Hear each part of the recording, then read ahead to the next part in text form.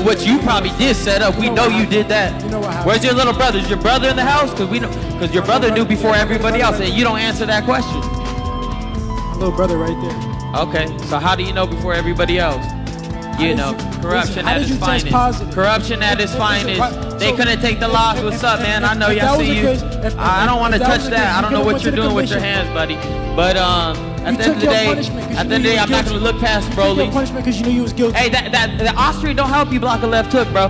Ryan Garcia and Devin Haney have agreed to a rematch, but the buildup has been fueled by pure animosity. The only thing the two could settle on was that they had to fight. Everything else was chaos. During a tense and fiery live session, Garcia signed a contract on air while unleashing a barrage of insults and expletives directed at the Haneys. Devin Haney clapped back, but without his father Bill Haney present. His response was limited, despite the heated exchange and raw emotion on display. The one silver lining was that the rematch is officially on, signed, sealed, and inevitable.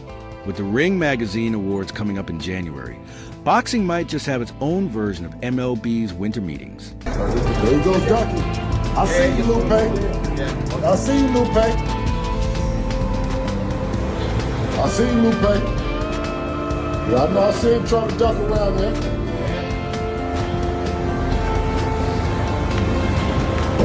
Came all out here for nothing, huh? You ducking it, huh? Lupe, you done ducked it, huh? Yeah, you done ducked it. Yeah, y'all done ducked it. Stay quiet. A wave of major fights is being finalized, with many of the negotiations reportedly taking place during the Ring Magazine Awards Gala in London this past weekend. According to Turki Alishik, owner of Ring Magazine and the driving force behind Riyadh season, a deal is in place for Ryan Garcia and Devin Haney to face off in a rematch this August. However, both fighters are set to take on different opponents in May. If they come out victorious, the highly anticipated and highly personal rematch will be locked in for October. Alishik shared a photo of Garcia signing the deal on X, hinting that more announcements are coming soon. Social media, and I mean, it's got to feel heavy sometimes to have to deal with that. At the end of the day, you're just a human being. No, I'll take the good with the bad at the end of the day. You know, if they talking good, they talking bad.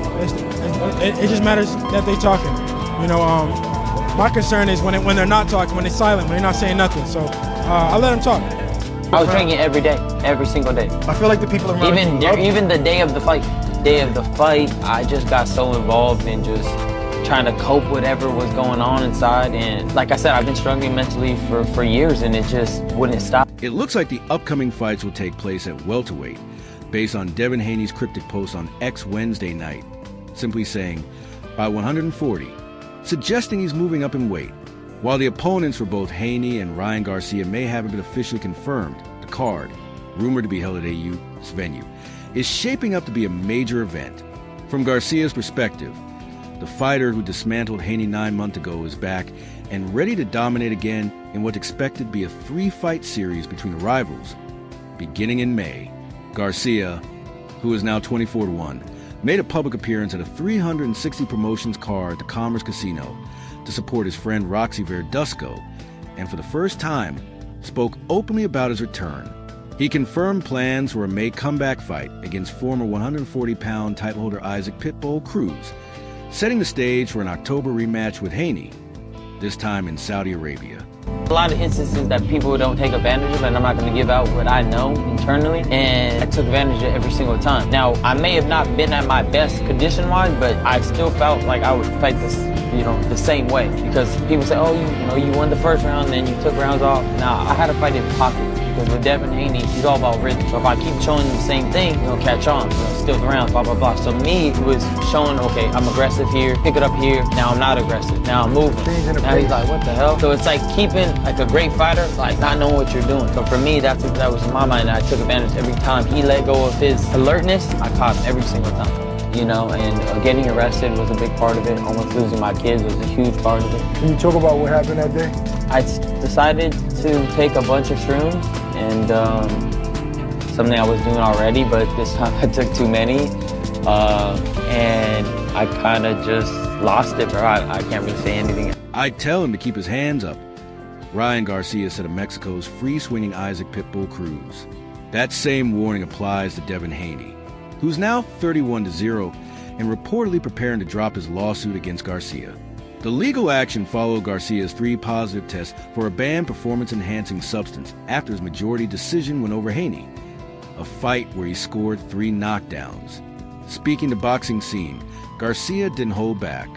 "I'm excited to vindicate the victory I rightfully earned. I'm ready to kick his head in again and shove it in Bill's face," Haney's father, trainer, and manager, Garcia said. "It's going to feel just as good as the first time." Hit like 1,000 times. Okay, so you got dribbled off the canvas. You know nothing was taken. You know damn well. You know damn well. Do not do drugs, kids. Do not do drugs. Do not do.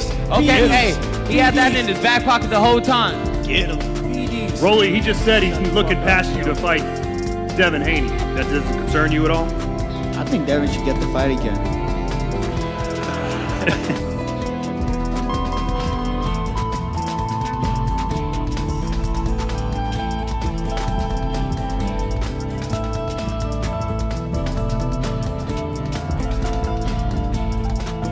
Ryan Garcia is currently suspended by the New York State Athletic Commission, NYSAC, until April 20th, and for his upcoming fights to move forward, he must pass at least 1 NYSAC drug test and enroll in Voluntary Anti-Doping Association, VADA, testing soon.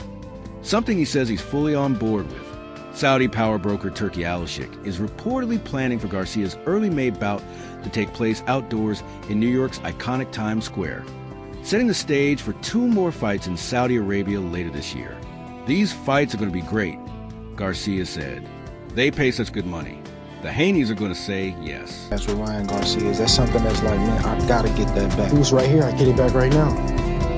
Because it's just, you know, if somebody did take it, cause I did that already. I tried to do a fair. I tried to, you know, it was 3-3 since amateurs. I tried to give you that, you know, that another fight where it was even. We was drug tests. We was on even playing field.